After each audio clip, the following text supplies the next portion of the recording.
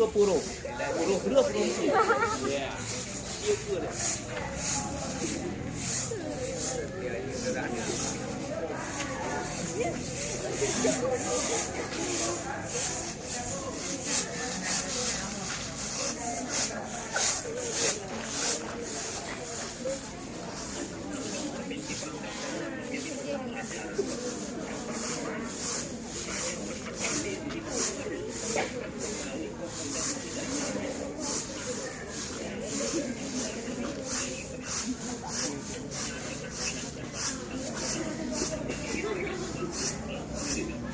Yang agak dengar.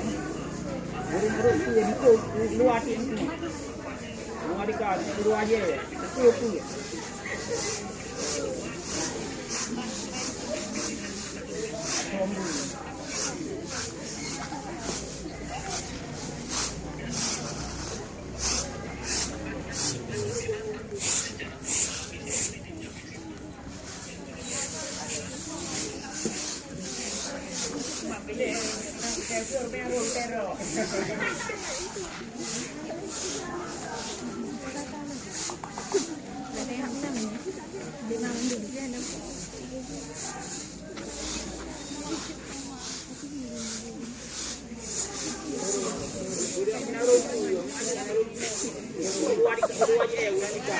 Penonton diam.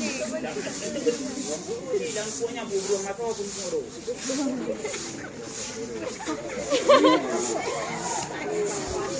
Lu masuk berarti kau.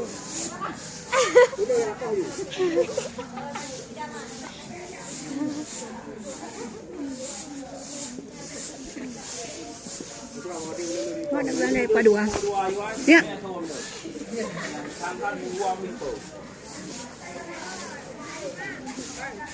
Oke, dalam hitungan ketiga, teman-teman sudah menanti dan meletakkan kampiannya di depan masing-masing, masih dalam tempat yang sama. Dua yang kuat yang pakai macam dua yang kuat. Tiga, selesai. Silakan taruh kampian di depan anda masing-masing. Jadi